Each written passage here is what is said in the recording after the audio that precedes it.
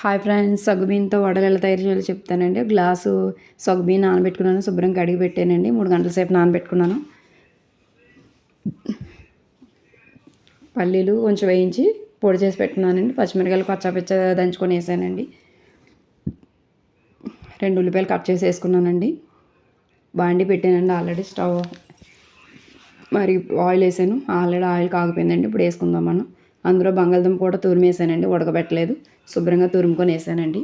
ఎవరైనా మనకి చుట్టాలు వచ్చినా కూడా ఫాస్ట్గా పని అవుతుందండి. పప్పు నానబెట్టాలి, రుబ్బాలి, వండాలి అని ఏమో టైం పడుతుంది. ఇదైతే ఈజీగా సింపుల్గా నీట్గా చేసి పెట్టేయచ్చండి. తినడానికి కూడా చాలా అంటే చాలా బాగా వచ్చినాయి, టేస్టీగా కరకరలాడుతూ చాలా బాగున్నాయి.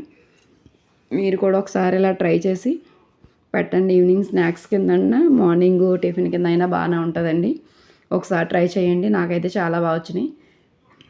ఎలా వచ్చినాయో ట్రై చేసి నాకు కామెంట్ బాక్స్లో కామెంట్